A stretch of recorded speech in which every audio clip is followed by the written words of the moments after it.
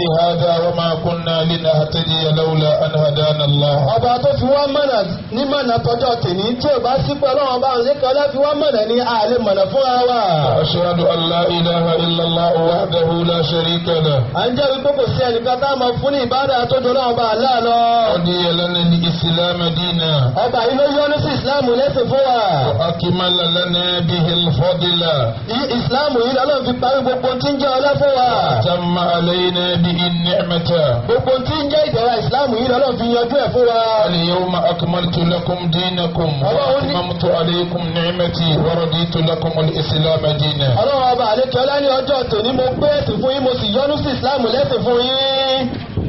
ومن يبتغي غير الإسلام دينا فلن يقبل منه وهو في الآخرة من الخاسرين. ẹni tó bá ṣe ẹ̀sìn mi tó yàtọ̀ sí ẹ̀sìn ìsìláàmù ọlọ́run ọba àlékè ọlá nípa lọ́wọ́ owó ẹni bẹ́ẹ̀ tó bá sì díjọ́ ń gbẹ̀dẹ̀ kìyàmà nínú àwọn ẹni òfòrò ẹni bẹ́ẹ̀ wà. أشهد أن سيدنا وإمامنا وأسوتنا وحبيبنا محمدا عبد الله ورسوله. bákan náà là ń jẹ́ wípé ní ọ̀gá wa wọ́n aṣíwájú wa ọ̀gá wa ànábì wa Muhammad ẹrú sí ọlọ́run ní òjíṣẹ́ rẹ̀ sí ni. معلم الناس الخير. ànábì yìí lẹni tí ń kọ́ àwọn èèyàn ní gbogbo tí ń jẹ́ dáadáa. وعد البشرية إلى الرشاد. òun lẹni tí ń fi gbogbo ọmọ ènìyàn mọ̀nà lọ́bi tí ìmọ̀nà ọlọ́run wà. قائد الخلق إلى الحق أرسله ربه بالهدى ودين الحق مبشرا ونذيرا. ṣèbọ́n náà ọba àlekè ọlá ló fi ìmọ̀nà rán ànábì yìí lẹni tó mọ̀ pé gbogbo àwọn èèyàn sójú ọ̀nà ọ̀tọ̀lọ́wọ́ ọba àlekè ọlá. وداعيا إلى الله بإذنه وسراجا منيرا. tí ó jẹ́ ìmọ̀nà tó fojú hàn kedere. وفتح الله برسالته آذانا صما وأعينا عميا وقلوبا غلفا. ẹ̀rí gbogbo ojú tó ti fọ́ gbogbo ọkàn tó ti di gbogbo etí tó ti di ànábì yìí lọ́lọ́run fi ṣí gbogbo ẹ̀. وأخرج به الناس من الظلمات إلى النور بإذن ربهم إلى صراط العزيز الحميد. gbogbo àwọn tí wọ́n ti ń bẹ ní òkùnkùn tẹ́lẹ̀ àná Muhammad ọlọ́run láti fi yọwọ́ kó ní òkùnkùn bọ́ sínú ìmọ́lẹ̀ ọlọ́run ọba. اللهم صل وسلم وبارك على عبدك ورسولك محمد هذا النبي الكريم. ọlọ́run bá ṣàlékún kí àti ìgbẹ̀fọ́ ànábì alápọ̀lẹ́ yìí. اللهم أحينا على سنته وأمتنا على ملته وأشرنا يوم القيامة في زمرته. ọlọ́run dákun bá ti ṣàmì ìjà àmọ́ ṣàmì lọ́wọ́ ọjọ́ ọ̀nà ànábì wa Muhammad táàbà kújà kú lọ́wọ́ ọjọ́ ọ̀nà ànábì wa Muhammad tó bá di jọ́ ń gbẹ̀dẹ̀ kíámà tí wọ́n bá gbé wa dìde lọ́wọ́ ọjọ́ ọ̀nà ànábì náà ni kí wọ́n gbé wa dìde lé lórí. ومع الذين أنعم الله عليهم من النبيين والصديقين والشهداء والصالحين وحسن أولئك رفيقا. ká máa bẹ pẹ̀lú àwọn tọ́lọ́wọ́ bá àdékẹ́ láti parí ìdárayá lé lórí nínú àwọn ànábì ọlọ́run àwọn ẹni àwọn tí wọ́n kúkú ṣàhídì àwọn tí ó jásí pé ní àwọn ẹni tó dájú lẹ́ni tẹ́yọ̀ ń bá يا pẹ́pẹ́. أيها الإخوة المسلمون. ẹ̀yọ́ máa yá wa mùsùlùmí òdodo. هذا اليوم يوم الحج الأكبر. ẹ̀rọ ọjọ́ tèmi òun lọ́jà hajj tó tóbi dùn ní. نحن في يوم العيد عيد الأضحى المبارك. ọjọ́ ìní òun lọ́jà alálùbáríkà tí ń ṣọjọ́ ọdún. يوم من أيام الله المعلومة. ọjọ́ kan nínú àwọn ọjọ́ ọlọ́wọ́ ọba àlekọ́lá tọ́lọ́wọ́ ọba àlekọ́lá náà ń mọ̀ ọ́. يوم الحج الأكبر فيه عاد الأجيج من مزدلفة يرموا جمرة العقبة ويذبح أو ينهر ويهلك أو يقصر ثم يذهب بعد ذلك لطواف الإفاضة التي هي ركن الثاني من الحج بعد الوقوف بعرفات. ọjọ́ èyí tá ń bẹ́ẹ̀ tí sọjọ́ ọdún yìí òun lọ́jọ́ tó já sí pé ní nígbà tí àwọn èèyàn sun Mùsẹ̀lífà mọ́jú lọ́jọ́ tèmi wọ́n kó ní Mùsẹ̀lífà wọ́n máa lọ sí Mínà wọ́n máa lọ sọ̀kò ní jámúrà tí wọ́n bá sọ̀kò tán wọ́n kó mẹ́ àwọn tí wọ́n bá fárí ó fárí àwọn tí wọ́n bá dín irun wọn kù wọ́n dìkù bẹ́ẹ̀ ni àwọn tí ó ṣe tọ̀wáàfù wọ́n pa Mẹ́kà lọ́wọ́ máa lọ ṣe tọ̀wáàfù tiwọn. وليطوفوا بالبيت العتيق ومن هنا سمي هذا اليوم يوم الحج الأكبر. يقول الله تبارك وتعالى وأذان من الله ورسوله إلى الحج يوم الحج الأكبر. sórí gbogbo àwọn iṣẹ́ tá a kà kalẹ̀ yìí lọ́lọ́run ọba àlekè ọlá ló fi sọ ọjọ́ ọdún èyí tá a wà yìí ní al-yawmul hajjul akbar ọjọ́ ọdún tó tóbi jùlọ ọjọ́ hajj tó ga jùlọ. Ibadallah. ẹ̀yẹ rúṣin ọlọ́run. hadha al-yawm yawm an-nahr. ọjọ́ tá a wà yìí ọjọ́ tá a pẹ́ wọn ní o. yawmun lima fihi min nar al-hada'i. فقد شرع الله للمسلمين أن ينهروا في هذا اليوم أضاحيهم توسعة من الله عليهم ليوسعوا على أنفسهم وعلى أسرهم وعلى من حولهم وعلى الفقراء في بلدهم أو حيهم. ọjọ́ ìní ta wà yìí ọlọ́run bá ṣe ká pa ẹran ọlọ́run bá lékè ọlá ṣe lófin fún wa nítorí kíni torí káyè lè gbà wá àwọn tí wọ́n ní tí wọ́n jẹ́ láìní nígbà tí àwọn tí wọ́n ní bá pẹran kí wọ́n lè há fáwọn tí wọ́n ní kí gbogbo oníkálukú lè máa yọ̀ káyè lè gbà wá kí gbogbo wa máa dùn lọ́jọ́ ọdún. ẹ̀yin arúgbó ọlọ́run. as-sunnatu fil udhiyati an tuwazza'a athlafa. ẹ̀rí ẹran ẹlẹ́yàtà ń pa ní súnà ọlọ́run ń bẹ̀ wọ́n ní ká pín sí mẹ́ta o. thuluthun lil mar'i wa li a'ilatihi. ìpín kan bẹ̀ kó máa jẹ́ tẹni tó pẹran gẹ́gẹ́ àtàwọn fámìlì tiẹ̀. thuluthun li aqaribihi wa jiranihi wa asdiqaihi. ìpín kejì kó máa jẹ́ ti àwọn tí wọ́n súnmọ́ àwọn alábàágbé rẹ̀ àtàwọn ọ̀rẹ́ rẹ̀. wa thuluthun lil fuqara'i wal masakin. ìpín kẹta kó máa jẹ́ tàwọn aláìní kó fi ṣe sàrà fáwọn náà. ولو تصدق بكل أدهيته للفقراء فهو خير. ti rí tí ọlọ́ba kú yẹn pọ̀ fẹ́ gba gbogbo lábàtà tó wá mú gbogbo ẹran tó fi ṣe sàrà fáwọn aláìní ó mà lóore púpọ̀ o. إلا شيئا يسيرا يتبرك به منها مثل كبد الأدهية أو راسها أو نحو ذلك. tó wá ṣe díẹ̀ kù ipò owó tẹ ojú ẹni lówó fi sínú bóyá bí ẹ̀dọ̀ rẹ̀ àbí orí ìyẹn ni ó mà lóore fún ẹni bẹ́ẹ̀ o. عباد الله. ẹ̀yin arúgbó ọlọ́run. المعنى رباني في العيد والمعنى الإنساني في العيد. ẹ̀rí tọ́lọ́wọ́ balẹ̀ kí ọlọ́run gbà lérò tó fẹ́ pẹ̀lú ọdún tá a ṣe yìí àti tọ́mọ èèyàn náà fẹ́ méjì náà ní. في أعيادنا نال المسلمين معنيان كبيران. معنى رباني ومعنى إنساني. ọdún tá a ṣe yìí mo fẹ́ ká mọ̀ pé ìtumọ̀ méjì ní bẹ́ẹ̀ ìtumọ̀ àkọ́kọ́ ní ìtumọ̀ tọ́lọ́wọ́ balẹ̀ kí ọlá fẹ́ ẹlẹ́ẹ̀kejì ní tí ọmọ ènìyàn náà fẹ́. الأعياد يا عباد الله عباد الملل وفي بعض النحل تعتبر انطلاقا للشهوات ينطلق الناس فيها وراء غرائزهم يفعلون ما يشتهون. ẹ̀rí ọdún tá a ṣe yìí ní ọ̀dọ̀ àwọn ẹlẹ́sìn míì àwọn gbàgbé táwọn bá ti ṣọdún gbogbo nǹkan adùn ìtọ́lọ́wọ́ fẹ́ àti ìtọ́lọ́wọ́ fẹ́ ó ti dà láàyè fáwọn àwọn máa ṣe pẹ̀lú bó bá ti wà wọ́n ni. أما نحن المسلمون فأعيادنا أعياد تبدأ بالصلاة ويزينها التكبير بقوله صلى الله عليه وسلم زينوا أعيادكم بالتكبير. ẹ̀rí lọ́dọ̀ àwọn tá a wá jẹ́ mùsùlùmí tiwa àwọn òkàn gbọ́dọ̀ ṣe báwọn míì ti ṣe yídì tiwa tó jẹ́ tọ́jú ọdún láyìí ìyẹn làwọn ò fi bẹ̀rẹ̀ lẹ́yìn yìí ni àmọ́ agbọ́dọ̀ tóbi àmọ́ bàbá ọlọ́run àti gbọ́dọ̀ ṣọ́ lọ́wọ́ bá ń bẹ̀. سبحان الله لقوله صلى الله عليه وسلم زينوا أعيادكم بالتكبير. torí pé ànábì wa Muhammad ìkẹ́ àtọ̀lọ́ náà kó mọ ọba ojú orí wa pé ní ẹtì ọdún yín lẹ́sọ̀ọ́ pẹ̀lú pé kẹ́ ẹ máa gbọ́dọ̀ tóbi. Allahu akbar. ọlọ́run ló tóbi jù. Allahu akbar. ọlọ́run ló bu ayé jù. Allahu akbar. ọlọ́run ló hẹ́rì mọ̀ jù. La ilaha illallah. ìtọ́jú táwọn ọ̀sẹ̀ àfọlọ́wọ́. Allahu akbar. Allahu akbar wa lillahi alhamd. ọlọ́run ló tóbi jù gbogbo tí ń jẹ́ ọpẹ́ tọ́lọ́run ní í ṣe.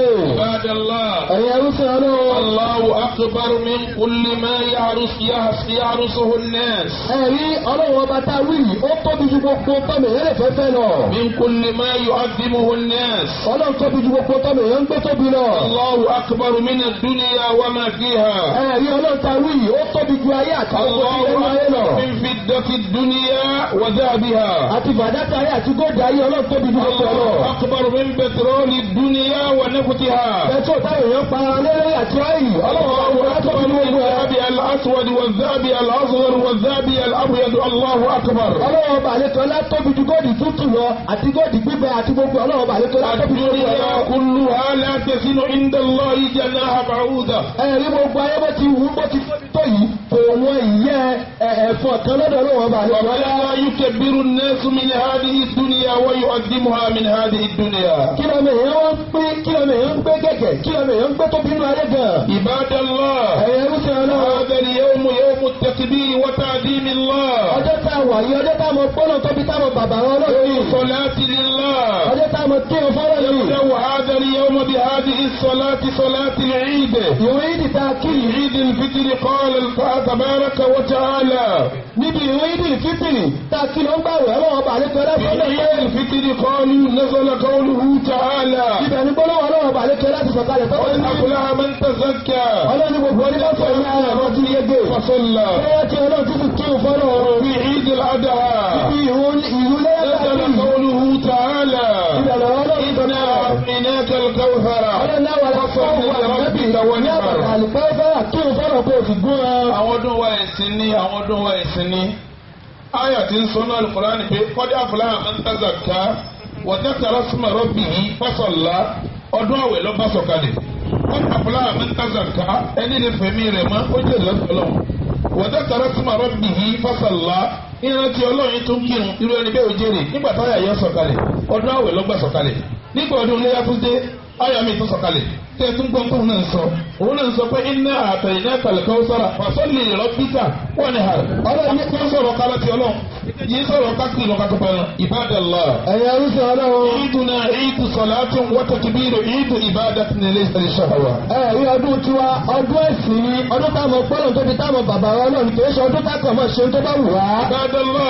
ẹ̀yà arúgbó ọlọ́run. ọ̀dọ̀ yìí kún fàdíbà wúhà lílá. àwọn ẹlẹ́yà yìí tẹ́ fẹ́ pa torí ọlọ́run ni ẹbí pa o. al-mushrikuna yanharuna li alihatihim. torí pé àwọn ẹlẹ́bọ àwọn náà ń pa ẹran fún àwọn òòṣà wọn. wọ́n pẹ̀rọ fún òòṣà wọ́n pẹ̀rọ fún ọ̀rẹ́ta wọ́n pẹ̀rọ fún gbogbo àwọn òòṣà wọn ni. المسلمون حين يضحون حين ينهرون وحين يذبحون ينهرون لله ويذبحون لله يقول الله تبارك وتعالى قل إن صلاتي ونسكي ومحياي ومماتي لله رب العالمين لا شريك له وبذلك أمرت وأنا أول المسلمين. pẹ̀lú àyà tí wọ́n tà fún àyè lọ́wọ́ ọba àlékẹ́ láti jẹ́ ìwà pé ní ẹ̀wọ̀ ẹ̀yẹ yàtọ̀ sí àwọn ẹlẹ́bọ̀ gbogbo ẹran tẹ́yìn ó bá pa torí ọlọ́run ni ẹ pa fún ọlọ́run kan sì ni ẹ pa fún ẹlọ́fin kan ní kẹgbẹ́ pẹ̀lú ọlọ́run ọba àlékẹ́ alámbẹ́. ẹ̀yà rúṣọ ọlọ́run. al-uluhiyyah tadhkirun bi mawqif Ibrahim wa Ismail. ẹ̀rí ẹran lẹ́yẹ̀ta pa ìrántí ló jẹ́ o fún tó ṣẹlẹ̀ fún ànábìwá Ibrahim àti ànábìwá Ismail. dhalika qala ta'ala sunnatu abikum Ibrahim. torí ẹ̀rọ lọ́wọ́ bá àlékẹ́ láti ní ẹran pípa ni ojú ọ̀nà bàbá ayé ànábì Ibrahim. kanat lakum uswatun hasanatun fi Ibrahim walladhina ma'ahu. ọlọ́run ní àwòkọ́ṣe dáadáa ń bẹ fún lára Ibrahim àtàwọn tí wọ́n ń bẹ pẹ̀lú ẹ̀. thumma awhayna ilayka an ittabi' millata Ibrahim hanifa wa ma kana minal mushrikin. ọlọ́run ní amẹ́gbà wa bá wọn Muhammad wípé ní tẹ̀lé owó ojú ọ̀nà Ibrahim ànábì Ibrahim ò sí wọn ẹlẹ́bọ̀. أولى الناس بإبراهيم للذين اتبعوه وهذا النبي والذين آمنوا والله ولي المؤمنين. ó dára ojú sọ fún ànábì pé tó lóore jùlọ tó tẹ̀lé ànábì Ibrahim yìí tó tún wá tẹ̀lé wa Muhammad yìí. ولا يخفى عليكم كلكم جميعا قصة إبراهيم وإسماعيل. gbogbo wa kò pamọ́ fún wa ìtàn ìtò ṣẹlẹ̀ láàrin ànábì wa Ibrahim àti ànábì Ismail. عباد الله. ẹ̀yin arúgbó ọlọ́run. واتقوا الله يرحمكم الله. ẹ jẹ́ àbẹ̀wò ọlọ́run ó kọ́ gbogbo wa o. وجه الإيمان. ẹ̀yọ́ màá yá wá يجب علينا نحن الإخوة المسلمون جميعا أن نتوحد على كلمة التوحيد. ẹjọ́ jẹ́ wa o ipe ní gbogbo apátátá ń jẹ́ mùsùlùmí ká kójọ ká ṣọ̀kan lórí gbólóhùn ìjọkọ̀ṣoṣo ọlọ́run. tawhidul umma darura. gbólóhùn ipe ní kí gbogbo apátátá ló jọkọ̀ṣoṣo àwọn èèyàn ní o àgbọ̀dọ̀ ẹlẹ́yàmẹ̀yà o. inna min akbaril masa'ib allati ubtiliyat biha hadhihi al-umma وضعفت قوتها وأطاحت برايات مجدها الاختلاف والتفرق بين المسلمين. in tó kọ́ ọ̀lẹ́ bá wa mùsùlùmí lẹ́nìí in tó sọ wá dọ̀tá ara wa in tó sọ wá di pẹ́ẹ́nìkẹ́nì kan máa rẹ́ nìkan bínú òun ni pé ní gbogbo wa pátá àti jìnà síra wa àti fọwọ́lẹ̀wẹ̀lẹ̀. sadaqa Allahu azza wa jalla fi qawlihi. ọlọ́run ọba àlekẹ́ lóòdodo ló sọ ọ́nù nínú ọ̀rọ̀ ẹ̀ tó sọ fún wa gbé. wa ati'u Allaha wa rasulahu wa la tanaza'u fatafshalu wa tadhhaba rihukum. ọlọ́run yóò tẹ̀lé lọ́wọ́ tẹ̀lé jíjẹ́ rẹ̀. ọlọ́run ni ẹ mọ́ pín ẹ̀rẹ̀ yẹn lọ kó máa di gbágbára yóò wà ní ẹ̀ní lágbára mọ́ ẹ lọ́ọ́ ṣe sùúrù torí pé ọlọ́run bá àlekẹ́ láńbẹ̀ pẹ̀lú àwọn oníṣùúrù. ẹ̀yẹ arúgbó ọlọ́run. بعد سقوط الدولة العثمانية كان المشروع الأساسي للاستعمار العربي الغربي هو تمزيق وحدة الأمة الإسلامية. ẹ̀rí lẹ́yìn ìgbà tí ìṣèjọba àwọn Osmani lẹ́yìn ìgbà tó jábọ́ tí wọ́n fẹnu kò lé lórí táwọn tẹ́sí fẹnu kò lé lórí ni pé tábí pín Islam òun ni pé ní ẹ jẹ́ kí gbogbo wọn kí wọ́n sọ́wọ́ lẹ́wẹ̀lẹ́. وتقسيمها إلى دويلات متناثرة لتضعف قوتها وتشتت طاقتها وتذهب ريحها ومن ثم تسهل السيطرة عليهم. wọ́n sì fẹnu kò pé ẹ wò ẹ jẹ́ àpín wọn gbogbo àwọn lárúbáwá yìí ẹ jẹ́ pé ní káàdì wọn wà lọ́tọ̀ọ̀tọ̀ kódà kí wọ́n níbodè tó jásí pé ní kẹ́nìkan tó wọ̀lú ẹnìkan yóò ṣe wàhálà kó tó wọbẹ̀ kí wọ́n mọ̀ pọ́tọ̀tọ̀ làwọn. ẹ̀yin arúgbó ọlọ́run. ẹsẹ̀ rí Yorùbá ní kárìn kápọ̀ yẹniyẹni ìkójọ papọ̀ agbára ni ìsílọ́tọ̀ọ̀tẹ̀ ìsọnídọ̀lẹ́ ni Ànábì wa Muhammad sallallahu alaihi wa sallam. ó ní àgùntàn tí ìgbókò gbé jẹ bí ìtọ́ bá dárin ni níjọ́ta Ànábì wà láyé gbogbo mùsùlùmí ẹyọ kan ni wọ́n bàtà Abubakar wà láyé mùsùlùmí jẹ́ ẹyọ kan ni gbàtí Umar wà láyé mùsùlùmí jẹ́ ẹyọ kan ni Usman ń sàlífà mùsùlùmí jẹ́ ẹyọ kan ni láyé àlímọ́ Muawiya ní wàhálà yìí ti bẹ̀rẹ̀ wàhálà yìí wá bẹ̀rẹ̀ àárín parí dòní wọ́n ti wá mánéjì wàhálà ọ̀hún àárín tí jẹ́ dáwọ́lá islamiyya ìjọba islam àárín ìsìlámà islamiyya táàní lápájá ilé ìgbìmọ̀ mùsùlùmí láyé níjọ́ tíjọba ti wó tó ti wó dáwọ́lá Usmaniyya tó ti wó níjọ́ tó ti wó làwọn ọ̀dẹ́ sì dìde pé kíní tó wó yìí ọ̀gbọ́dọ̀ nàró padà mọ́ tọ́ba fi nàró padà tí wọ́n dẹ́yọ̀ kan padà mọ́dà lágbára jọ́nà lọ́hùn tó wó wọ́n pè wọ́n sí kọ́ńtírì ọ̀tọ̀ọ̀tọ̀ Saudi jẹ́ Saudi Arabia Kuwaiti jẹ́ Kuwaiti Emirati jẹ́ Emirati Masari jẹ́ Masari Bahrain jẹ́ Bahrain èyí tí òtún jẹ́ tún jẹ́ àwọn náà wà lábẹ́ ìjọba tó fọ́tò gba wàyí náà táwọn kan tó ń gbé jáde lábẹ́ ẹ̀tì náà tí wọ́n fẹ́ gbà fún. ẹ̀rí pípí tá a wá pín yẹlẹyẹlẹ yìí òun lọ sọ wá dọ̀rẹ́ òun ni ò jẹ́ lágbára mọ́ ló fi jẹ́ sípẹ́ ni tó bá ti wù láàrin wọn ni wọ́n mú wọ́n dé láàrin wa wọ́n mú wọ́n dé sí ní wọ́n bá ti fẹ́. ìbádàlá ẹ̀yà aláfẹ́ fún àwọn ká sọ̀tọ̀ọ̀tọ̀ ó yẹ ká lè mọ́lẹ́jì ara wa ká ṣọ̀kan ìṣọ̀kan tí mi ń pè yín lọ bẹ̀ èyí ní ká kó ẹran mágùntàn èyí ní ká kágùntàn mìíràn tá a bá ṣọ̀kan bá a bẹ́ sèyí nísìnyí á gbé alukurani kalẹ̀ á gbé sunna nabi kalẹ̀ á wà á gbé kí ni àgbóyè àwọn salaf àwọn sahaba àtàwọn tó tẹ̀lé wọn á gbé àgbóyè wọn kalẹ̀ kálukú ọmọ wa sọtọwọ́ rẹ̀ lé pẹ̀lú tí bá ń bẹnu tẹ́rọ ọlọ́run kálukú sì máa sọtọwọ́ rẹ̀ lé pẹ̀lú tí bẹnu sọ̀rọ̀ ní Muhammad kálukú ọmọ sọtọwọ́ rẹ̀ lé pẹ̀lú àwọn salaf nígbà tá a bá padà sí kitabullah tá a sì padà sí sunna nabi tá a sì padà ságbóyè àwọn ẹni síwájú ìgbà wọn láti ṣọ̀kan ibadallah. ẹ̀yà rúṣin ọlọ́run. yaqulu Allahu tabaraka wa ta'ala. ọlọ́run ọba àlejò ọlọ́sọ fún wa pé. shara'a lakum min ad-dini ma wassa bihi Nuha. àṣẹ ló fi fún inú ẹ̀sìn lẹ́yìn tá a ti sọ̀tọ́ tẹ́lẹ̀ walladhi awhayna ilayka. èyí tá a ti mẹ́gbà rẹ̀ wá bá wọn bọ̀. wa ma wassayna bihi Ibrahima wa Musa wa Isa. òun náà la sọ̀tọ́ tẹ́lẹ̀ fún ànábì Ibrahim àti Musa àti Isa. an aqimu ad-dina wa la tatafarraqu fihi. kí ni nǹkan náà ó ní pé ní ẹmú ẹ̀sìn dúró ẹ má jẹ́ kẹ́sì ṣubú tẹ́sì bá dúró tán ẹ má pín yẹlẹyẹlẹ o. shara'a lakum min ad-dini ma wassa bihi Nuha والذي أوحينا إليك وما وصينا به إبراهيم وموسى وعيسى أن أقيموا الدين ولا تتفرقوا فيه. gbogbo àwọn ànábì náà tí wọ́n ti ṣáájú lọ́wọ́ ọba àlẹ́fẹ́lẹ́ paláṣẹ ẹ̀sìn lẹ́yìn yìí ní ọlọ́wọ́ pa ọlọ́ṣẹ pé ní orí nǹkan ṣoṣo ìkọyà kan ní kó dúró dé lórí kí wọ́n má pín yẹlẹyẹlẹ nínú ẹ̀sìn wọn. وعلى هذا يقول الإمام البغوي رحمه الله في تفسيره. ní ìmáàmù ìdájọ́ bí sọ fún ẹnu tafsir rẹ̀ wípé ní. بعث الله الأنبياء كلهم بإقامة الدين والألفة والجماعة وترك الفرقة والمخالفة. oníbo yàwọn ànábì ọlọ́run gbé wọn dìde láti wá gbé ẹ̀sìn dúró ni àti láti mọ yapa àti láti jọ ọ̀kan ṣoṣo. Ibadallah. ẹ̀yin arúfẹ́ ọlọ́run. Ibadallah. ẹ̀yin arúfẹ́ ọlọ́run. يقول النبي صلى الله عليه وسلم. ànábì Muhammad ó ń sọ fún wa wípé ní. كلكم لآدم. gbogbo wa pátá látara ádámù láti wá. وآدم من تراب. ànábì ádámù sì ní ara yẹn pẹ̀lú لا ọtí ká. فضل لعربي على أعجمي إلا بالتقوى. láwùbáwá gbogbo tó lè wò kó jẹ́ kò ní ọlá lórí elédè mi o àyàfi bẹ̀rù ọlọ́run. Ibadallah. ẹ̀yin arúfẹ́ ọlọ́run. نمر مرور الكرام بقضية فلسطين. ẹ dákun ẹjẹ sáré ká lọ lórí ìṣẹ̀lẹ̀ ti Palestine. قضية كل مسلم غيور لدينه. ìṣẹ̀lẹ̀ tá a wí yìí ó kan gbogbo mùsùlùmí tẹ́sí bá kára. أرض فلسطين هي وصل النبي صلى الله عليه وسلم وقبلتنا الأولى وثالث مدن المعظمة أرض النبوة والبركات والرباط والجهاد. ilẹ̀ Palestine tá a wí yìí ilẹ̀ àlùbáríkà ni ilẹ̀ àwọn ànábì Ọlọ́run ni kódà òun níbi tí ànábì wa Muhammad kọ́kọ́ dojúkọ ti kí wọn. Ibadallah. ẹ̀yin ẹrúsìn Ọlọ́run. لماذا الاعتناء بهذه القضية في الوقت الراهن؟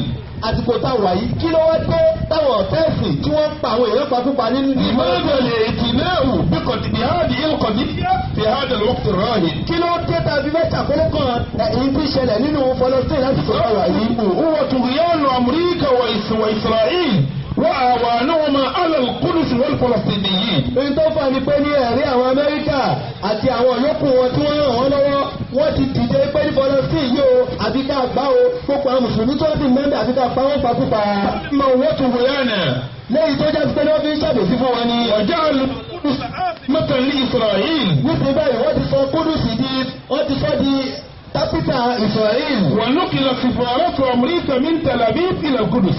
kódà wọ́n tún gbé ẹmbẹ́sì Amẹ́ríkà wọ́n tún gbé lọ́bẹ̀. وقتل من إخواننا المسلمين الفلسطينيين ما لا عدد لهم. kódà wọ́n wá pẹ̀lú àwọn ọmọ yàrá tí wọ́n jẹ́ mùsùlùmí ní Palestine lẹ́yìn tá a lè kà.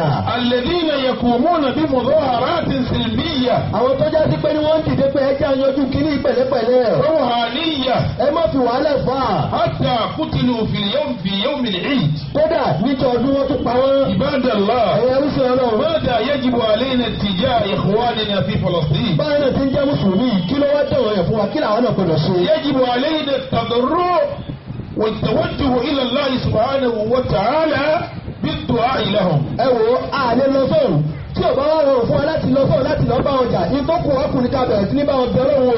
خاصة في مثل هذا اليوم المبارك يوم الحج الأكبر. pàtàkì jùlọ ní ọjọ́ èyí tí ìṣọjọ́ ọdún alálùbáríkà àgbọ̀dọ̀ bá wọn bẹ̀rẹ̀ wọn ní. نسأل الله ربنا الرحمن الرحيم. abẹ́rẹ́ ọba àlékẹ́rẹ́ ọba àjọkẹ́rẹ́ ọba àjọkẹ́rẹ́. لإخواننا المظلومين في فلسطين. báwọn ọmọ ìyá wa tí wọ́n ṣàbòsí fún ní Palestine. أن يكون الله معهم. tọ́lọ́ ọba àlékẹ́rẹ́ bá pẹ̀lú wọn. يكون الله معهم. ọlọ́mọ àdóòtì wọn.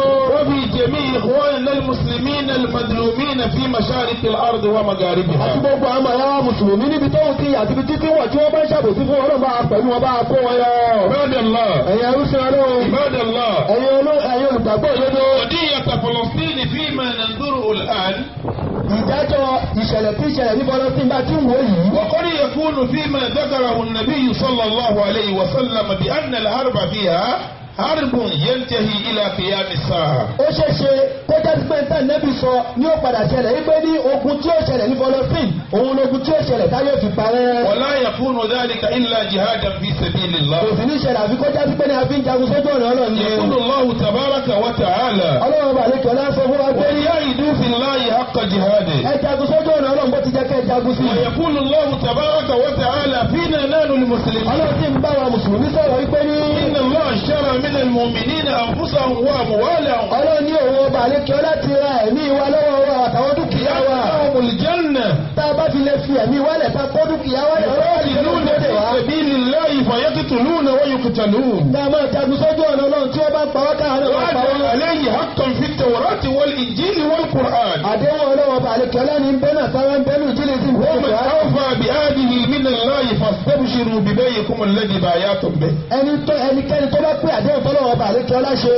وذلك هو الفوز العظيم. Ọlọ́run ọba àlékẹ́ ọlá yóò sọ ẹni bẹ́ẹ̀ náà yẹ sọ. ìjẹ́ tó sì tóbi jù. شمروا عباد الله شمروا. ẹ̀yẹ ń sọ Ọlọ́run ẹ dìde ẹ kó عباد الله شمروا. عباد الله شمروا. عباد الله شمروا. عباد الله شمروا. ẹ̀yẹ ń sọ Ọlọ́run ẹ dìde ẹ tán sàtà ẹ kó ẹ pápá náà pẹ̀lú tí ń ṣẹlẹ̀ yìí. في هذا اليوم المبارك. ọjọ́ ẹlẹ́lùbáríkà yìí. ìyá síbi kan onímọ̀ láǹfààní láti àtẹ́ǹdì àpéjọrò tí gbogbo àwọn afá oníṣẹ̀ríà Nàìjíríà tí wọ́n ṣe. wọ́n ṣe mítìnì náà ní Kaduna wọ́n tún ṣe mí l'Abuja. èmi náà jẹ́ nìkan nínú àwọn méjì tó rẹpẹsẹ́ǹtì Lagos State.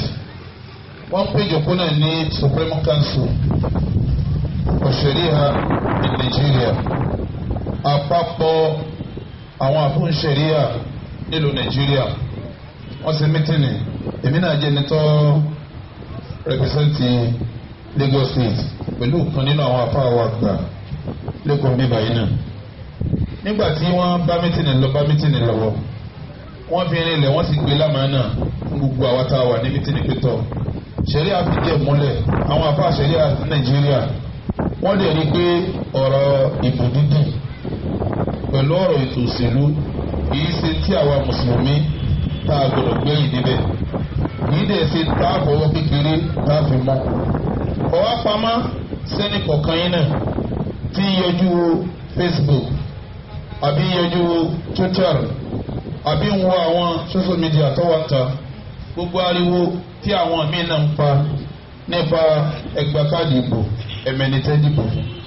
wọ́n fẹ́ kó yé yín àti hásílẹ̀ yìí náà ó sì kiri àfẹ́gbọ́ wa náà pé ìjọba tá ń lò nínú yìí kì í ṣèjọba Islam èyí tí ṣẹ̀ríà àfilélẹ̀ wọ́n sì ń ṣèjọba lérí wa bigayri ma anzalallah pẹ̀lú tọ́lọ̀wọ̀ bọ̀bà àlekè ọlásàn tí tọ́lọ̀wọ̀ sọ̀kalẹ̀ ni wọ́n fi ń ṣèjọba lérí wa sáwà dákẹ́ ká ní ọ̀dà ẹ̀ máa ṣe lọ tẹ́ ẹ̀ bá ń ṣe lọ bẹ́ẹ̀ bá ti ṣe wá bẹ́ẹ̀ ní kẹ́ ẹ̀ ṣe wá pẹ̀lú ọ̀pọ̀lọpọ̀ ògùn yìí táwọn afọ́n ṣẹlẹ̀ Nàìjíríà ṣe wọ́n ní ká jíṣẹ́ fún gbogbo mùsùlùmí amanatan alayna ká jíṣẹ́ fún yín ọ̀ràn yẹn ní kí jíṣẹ́ amanatan alayya kí jíṣẹ́ fún yín gbogbo mùsùlùmí kọ̀ọ̀kan wọ́n gbọ́dọ̀ gba káàdì dìbò tẹ́ ẹ bá sì gbà gbogbo bí tẹ́ ẹ bá bìlọ́ọ̀gì sí láwùjọ àwọn àfẹ́sì tí bó bá yá wọ́n ṣàlàyé bẹ́ẹ̀ ti dìbò yín ẹni tẹ́ dìbò yín fún wọn sọ fún yín àmọ́ kọ̀tọ́ mọ́ fẹ́ kó yé yín ìpè yín lákèésí àwọn kankan nínú bòdìdì tó o bá gba PDC báyìí tó o bá ti gbà lọ́gbà wọ́n dàdó bọ́yọ̀ ní 30 pẹ̀lú sùn yín yóò ní sí gbà mọ́ àbí 31 wọ́n ní fún yàn mọ́ 17 wọn kọ́ fi sẹ́dọ́lẹ̀ wọ́n wá change sí 31 àbí 30 lọ parí sùn yín ni tí wọ́n ní fún yàn mọ́ ìwọ tó o bá ti gbà lọ́gbà sórí tó bá wá gbà tán tó o bá wá dìbò wọ́n fẹ́ pàkíyèsí ẹ̀ sáwọn kankan sórí PDC tó mú dání yẹn tó o bá ti gbé dání báyìí o gbé àwọn àmánà kan lọ́wọ́ lójú ti ṣẹlẹ̀ àti wò àtàkíyèsí àwọn àfẹ́sìn ìtumọ̀ ẹni pé ní tó o bá fẹ́ fún níbò rẹ ọ̀fẹ́ jẹ́rìí wájú Ọlọ́run pẹ̀lú ire ni o tó o bá lọ pé lágbájá mọ̀ tẹ̀ka mo dìbò fún ìtumọ̀ ẹni pé ọ jẹ́rìí pé èèyàn dáadáa ni sórí káwá jẹ́rìí òun Ọlọ́run ni wọ́n ṣe pẹ̀lú o ẹgbẹ́ tọ́lọ́ wínú Al-Qur'an ọba mi ní wà á fi mú shahadata lillah. Ọlọ́run ní ìjẹ́rìí ẹgbẹ́ dúdú tẹ́ bá wá ṣe ẹjọ́ jẹ́ nítorí tọ́lọ́run. dáàlì kúmi yóò àdùbí. ìtàn ṣe wá àti fún yín ní òní.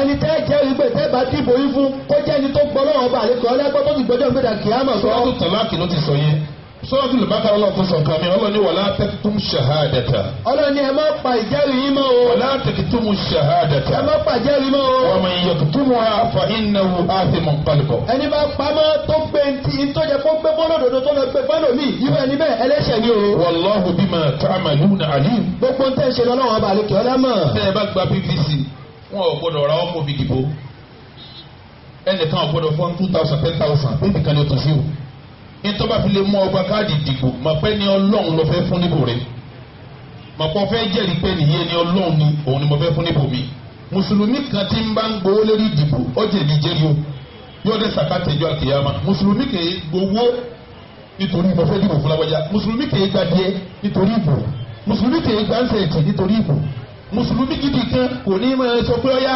ẹja kàfáàs kó náà jẹ́ àwọn kàfáàsà tó wọn lọ kọ́yá ibi náà dìbò fún mùsùlùmí rẹ̀ kéṣe tọrọ ọfẹ́ jẹ́rìí ni tọ́ ọ bá sì jẹ́rìí Ọlọ́run ó béèrè jẹ́rìí ni Ọlọ́run fi ní dáálíkùm yóò àdòdìdì là ń ṣe ń kìlọ̀ fún yín àkọ́kọ́ ọ̀rọ̀ tí pè yín lákè sínú tá a bá ní ẹgbàá PVC wọ́n fẹ́ kó yé yín tẹ́ ẹ bá dìbò yín túmọ̀ bóyí tẹ́ fẹ́ dìjẹ́ bá gba PVC tán ẹ fẹ́ ṣe tẹ́síà wọ́n fẹ́ sọ pé lágbájá yìí o mo rẹkọmáìndì ẹ̀ fóun ní òtún sí mo jẹ́rìí ẹ̀ tọ́lọ́ sì sọ pé wà láti ṣe kú àǹfọ̀sàkùn ẹ fẹ́ jẹ́rìí ara yìí o wọ́n fẹ́ kó yẹ yín dáadáa bí èèyàn bá jẹ́rìí ẹni tí òye ó jẹ́rìí yóò wọnú Ọlọ́run bí èèyàn bá fẹ́ ẹni tí òye kọ́fọ̀ mi èèyàn bú ó kílí àti ọkọ lè ní jà ọwọ́ á kílí àti ọpẹ kèfèrí lélẹ́yìí ó kílí àti ọpẹ ọ̀tẹ́ẹ̀sì lélẹ́yìí ó kílí àti ọpẹ eléyìí ẹsẹ̀ yẹn rẹ bó débẹ̀ yóò dàlú yóò kówó jẹ ọwọ́ lọ lè fún ọmọ ọsọpẹ́ ni eré ló fi dìbò fún ẹ má jò dúbẹ̀ láíláíláí ẹ má jò oníbẹ̀ láíláíláí sẹ́ẹ̀rì ẹ lọ lè wọ àdìsí ànábì wa Muhammad